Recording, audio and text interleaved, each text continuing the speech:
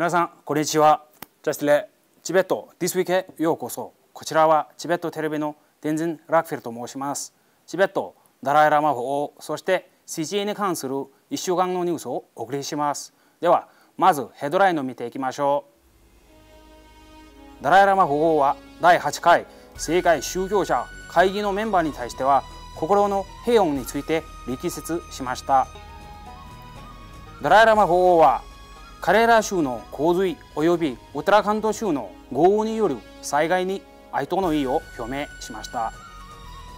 ペンバツリン出席大臣が民事館チベット医学歴法研究所の第105周年記念式典に参列しました。ペンバツリン出席大臣がインド北東部の西ベンガール州およびシッキム州のチベット人交流地を訪問中です。ドイツポストマラソンで在独チベット人がチベットの大義のために走りました。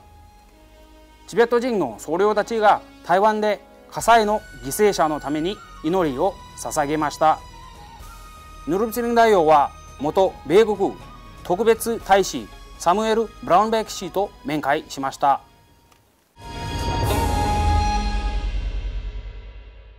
チベットの精神的指導者であるダライラマ法王は第8回世界宗教会議の参加者に向けたメッセージの中で、宗教の名のもとに問題が発生した場合には平和と調和をもたらすにはあなた方が積極的に一役買っていくべきだと述べました。I'll say making every effort to bring peace, to bring religious harmony, not through some ceremony or something like that, but from heart. So our eighth Parliament of World Religious Conference, I want to share. You really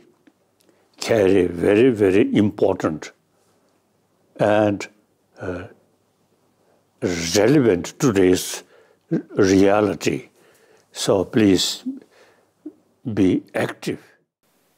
慈悲の心の実践、インドの難民の家と題されたバーチャルパネルディスカッションに招かれたチベットハウスワシントン DC のヌルプツリン大王はインドへの謝意を表し、亡命先でチベット文化が繁栄しているのはダライラマ法王ご自身のたゆみない尽力と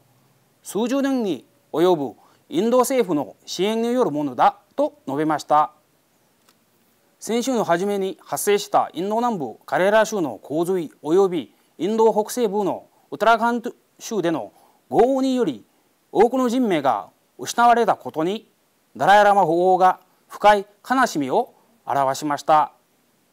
法王はカレーラ州のピナレ・ビジャヤン州長およびウトラカンド州のプシカ・シン・ダミ州長にあて、それぞれの州の死者の遺族に哀悼の意を表す手紙を送りました。10月17日日曜日、ペンバツリン出席大臣はダラムサラで民事館チベット医学歴法研究所のラサでの創設から105周年の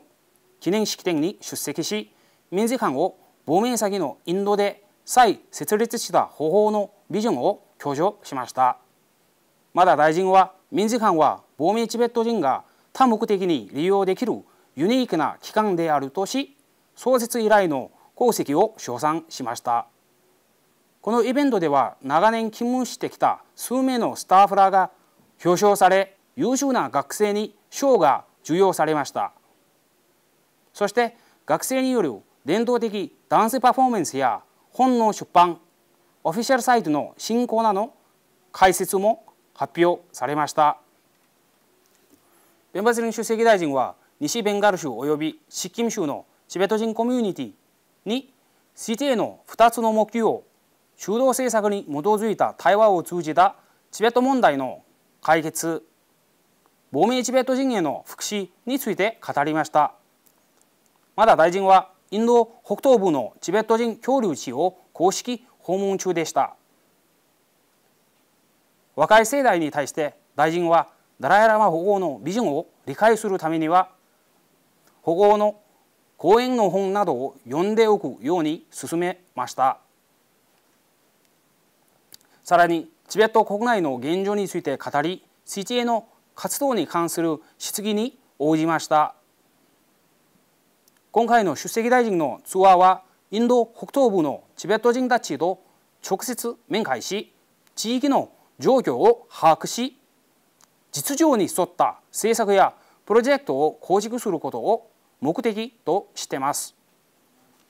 10月17日日曜日、ドイツ最大級のランニングイベントであるドイツポストマラソン本にノルトライヌ・ウェストファレン州のチベット人協会のチームチベットが参加しました。チームチベットの旗の下で4000人余りものドイツ人アスリート、ランナー、ウォーカーとともにチベット人の一団はドイツの連邦都市であるボン市内の名所旧跡を巡って5km から 40km の距離を横断しました。このイベントはチベットに関する認識を高め、チベットへの連帯かつ支援を行っているドイツの人々と政府に感謝の意を表すために、まだダライ・ラマ14世への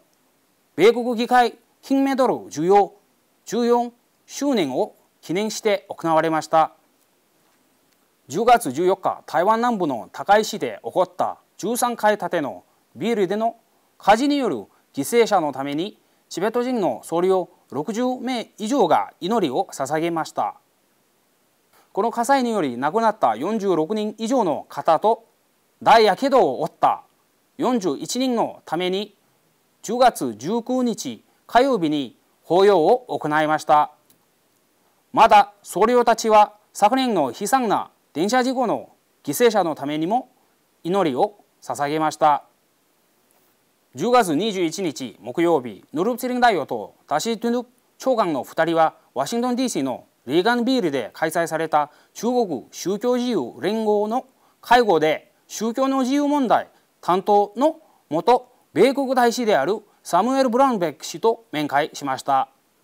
ブラウンベック大使はチベット仏教徒、ウイグルのイスラム教徒、中国のキリスト教徒や法輪功学習などさまざまな信仰の共同体が受けている迫害の体験を記録した本の出版計画を公表しました。この本を包括的かつ統合的なものにするためには、参加者に宗教的迫害の体験談を送ってくれるよう呼びかけました。この本は来年の春に出版される予定です。皆さん、今週のニュースはこれで以上です。ご視聴いただきましてどうもありがとうございました。次回また会いましょう。良い週末お過ごしください。